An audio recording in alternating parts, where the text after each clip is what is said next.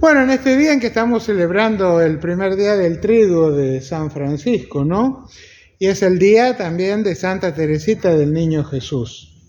Y hoy el Evangelio, justamente una de las cosas que nos decía era cómo tenemos eso que muchas veces en el nombre de Dios queremos reventar gente, ¿no?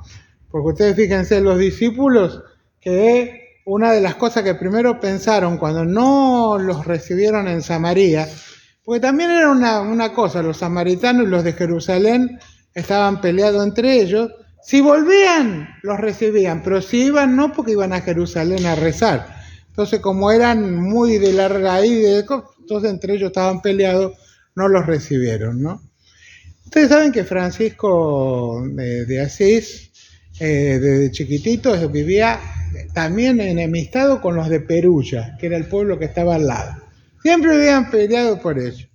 Y bueno, este francesito, porque la palabra Francisco significa francesito, y era el sobrenombre con el cual el papá le puso a Francisco cuando volvió de Francia, porque ahí se había hecho rico, ¿no? Y al hacerse rico, quería ser agradecido y le cambió el nombre. Pero no es que le cambió, lo empezó a llamar Francesco, y ahí le quedó, ¿no? Y es francesito. Es el primer Francisco que existe en la historia de la Iglesia. Antes no existía ningún Francisco. ¿Por qué? Porque empezó como un sobrenombre.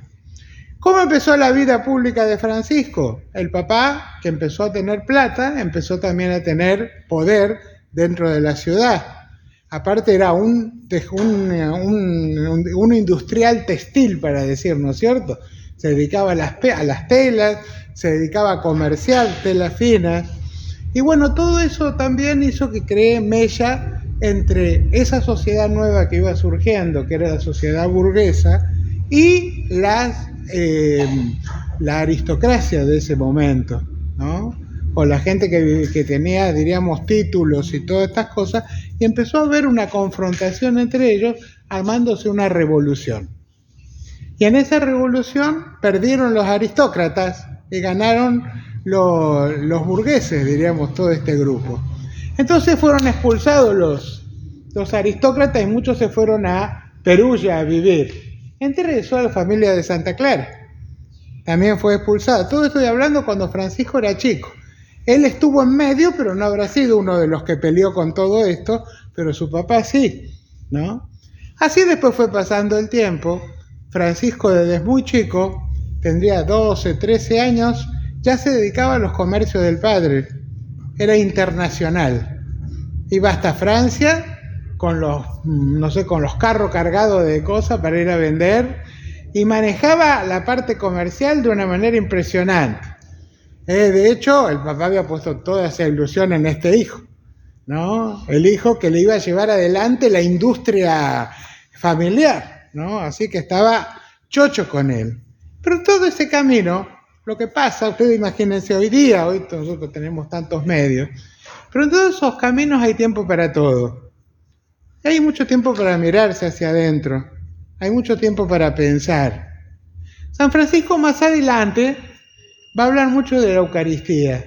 Y una de las cosas que va a decir de la grandiosidad de la Eucaristía, y una de las cosas que él aprendió yendo a Francia, que cuando iba a misa allá, le llamaba la atención que en ese momento no se hacía, que el sacerdote levantaba el cuerpo el cuerpo de Cristo sobre toda la gente y toda la gente lo podía ver, cosa que antiguamente eso no se hacía. Y le prendió mucho todo esto de la Eucaristía. Como les decía, desde chico tuvo muchas responsabilidades y por supuesto también muchas ambiciones. Y dentro de esas ambiciones, ser poderoso, tener plata. Si era argentino, tener plata y sin trabajar, ¿no es cierto? Pero trabajar, tener plata, tener poder, ¿no es cierto? Tener una cosa así. Así que también estaba diciendo, bueno, cuando yo sea grande voy a ser un dominador de los demás. Por eso sus primeros encuentros fue a ver cómo iba a dominar a los de Perugia, porque él, poniéndose, diríamos, al servicio de esta causa, teniendo una buena armadura y un buen caballo, luchaba, porque las guerras eran 10 contra 10, no era que tampoco era una cosa que había tanto movimiento, sino que era un poderoso, venía, dominaba al que era inferior y se quedaba con todo. Entonces, muchos habían hecho rico de esa manera. Y era la manera también con que un joven se veía en el futuro. ¿Qué más? De tener mucho poder, de después de que tengo ese poder, tener mucho dinero, comprar un título de noble y ser alguien, ¿no? Y bueno, va pasando el tiempo, esas ambiciones se transforman en un peso, no le sale todo como él pensaba. De hecho, fallan las primeras cosas que iba a hacer, cae preso, cae en la soledad de lo que era la cárcel. No perdía tampoco, digamos, las ganas por la vida, pero al mismo tiempo se fue dando cuenta de algo que seguramente nos dimos cuenta nosotros en su momento, que la vida no es tan fácil. Que uno puede pensar muy bien, pero a medida que va pasando el tiempo, se va dando cuenta que no es tan fácil, y después que va pasando mucho más tiempo, uno se da cuenta que al final fue totalmente distinto de como lo pensó, ¿no? Fue otra cosa. Se armó una cosa con la cabeza, pero la vida se fue llevando por otro lado, ¿no? Y así Francisco sigue en todo esto, se deprime, empieza a ver que ya su alegría no era estar todo el día jorobando en los bailes y en las comidas y en las cosas que organizaban, diríamos, sus amigos. Él se le llamaba el rey de las fiestas, ¿por qué? Porque tenía muy animoso, creaba todo, pero empezó a ver que eso no alegraba su corazón. Empezó a ver que había otras cosas, empezó a deambular, empezó también a pedirle a Dios de una manera distinta. Y también en un momento donde lo religioso, si bien era importante, él veía que también el culto, la manera con la cual se llevaban, era algo que no satisfacía su corazón. Demasiado rito, demasiado aparatoso, demasiado poder para un Jesús que él veía que no iba por ese camino, que iba por otro lado. Por eso que cuando más va caminando y cuando más se va metiendo dentro de sí mismo, también va preparando su corazón para que Dios hable. Seguramente a nosotros Dios nos habló. Posiblemente lo hemos escuchado. Posiblemente no. ¿Por qué? ¿Porque no nos habló? No. Yo creo que Dios no solamente te habla, sino que te grita, te sacude. Lo que pasa es que uno está tan ocupado en tantas cosas que no se da cuenta. Y sobre todo si tiene demasiadas cosas materiales que pesar alrededor, menos se da cuenta. ¿Por qué? Porque está más hacia afuera que hacia adentro. No se da cuenta del corazón que se va moviendo. No se da cuenta que es Dios mismo el que te está hablando. Sino que uno empieza a decir, fue aquel cosa, no seguro fue esto, no, voy a ir al psicólogo, voy a hacer esto, qué sé yo. Enseguida lo relativiza, va a otra cosa. Y no se da cuenta de que Dios te está hablando. Francisco, con todo lo que había vivido, con sus desilusiones, con sus búsquedas, con su depresión, podríamos llegar a decir, va caminando en medio de la nada y escucha la voz de un Dios que le habla a su corazón y le pide que reconstruya. No entendió todo, pero entendió que tenía que salir de sí mismo y que tenía que empezar a hacer algo hacia afuera, no solamente pensando en su vida. Y por eso empezó a ver de que la cosa iba por otro lado, empezó a ver distinto a los demás, empezó a acercarse a aquellos de los cuales vivía alejado. Desde chiquito le dijeron que no se junte con los leprosos porque estaban podridos. Por lo tanto, no te tenés que juntar, tenés que huir cada vez que los veas. Los leprosos vivían en el campo, vivían de la caridad de la gente que le dejaba algo de comer, pero nadie se le acercaba. De golpe, él sintió que había algo que había cambiado en su vida. Y en un momento en que un leproso le vino de frente, él lo primero que hizo fue reaccionar como había reaccionado siempre. Salir corriendo. Pero en medio de todo eso que se le ocurrió de salir corriendo, reaccionó y dijo no.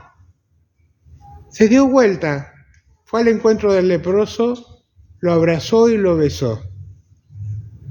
Perdió todo ese miedo que había. Después dice la historia que era el mismo Jesús que se le apareció, que qué sé yo, puede ser con efectos especiales o sin efectos especiales esto. Lo que sí yo sé que en ese leproso estaba Jesús, que le hizo vencer todas esas cosas humanas que nos metieron en la cabeza que nos separan de los demás. Vieron que de chicos, sin querer, hay unos y hay otros. Hay como una brecha en la cual nos hacen enfrentar. Que no hay que juntarse con cierta gente. Y nos convencemos de que eso está bien. Y de golpe Francisco se da cuenta de que tiene que vencer ese obstáculo. Y en ese abrazo es como que puede vencer toda esa brecha y puede encontrarse con una manera de empezar a ver las cosas totalmente distinta. De hecho, al final de sus días va a decir, lo que me resultaba amargo, lo que me resultaba asqueroso, que poder ver, que era ver a los leprosos, de golpe se me transformó en mi vida en dulzura de alma y cuerpo. Y cambió totalmente su vida. Y de hecho, más adelante en todo este camino, Francisco se va a vivir con ellos y se convierte en un amigo de ellos y alguien que los cuidaba y que los protegía, ¿no? Entonces, uno tiene que ir viendo un poco en todo esto, porque lo más lindo de Francisco es que era un muchacho normal. A veces me tocó predicar la novena de otro santo, ¿no? Y estaba con la congregación que este santo fundó, no voy a decir el nombre del santo. Le digo, miren, ¿saben qué? El santo este de ustedes es un poco aburrido porque fue bueno toda la vida, ¿no? En cambio, Francisco fue alguien que tuvo todo un montón de cosas que lo fueron llevando a que nosotros podamos sentirnos identificados, porque cualquiera de estos aspectos que él vivió en algún momento también lo hemos vivido nosotros. Momentos de éxito, momentos de desilusión, momentos de depresión, momentos de que haya momentos de enfermedad, porque estuvo mucho tiempo en cama también muy enfermo, pero con muchas cosas interiores, hasta que él pudo encontrar interiormente el camino de ser libre, que era lo que justamente le faltaba. ¿Libre por qué? Porque la sociedad le había exigido ser de una manera, porque la iglesia le había exigido ser de una manera, porque sus padres le habían dado mandatos familiares, los cuales en vez de ayudarlo a crecer, lo hacían como que era una proyección de otros, no que era él.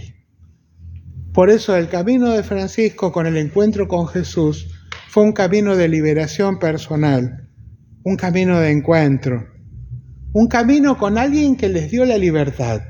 Por eso también el consejo hoy en día, no crean en una religión y un Jesús que oprime. No crean en una religión y un Jesús que los achatan como personas. Crean en un Dios que sabe qué es lo que nos hace falta y por eso se hizo hombre y tiene nuestro mismo corazón. Atrevámonos a entrar dentro de nuestro corazón para descubrir cuál es el camino de la libertad, al igual que Francisco de Asís. Que el Señor los dé la paz, que el Señor nos bendiga. Amén.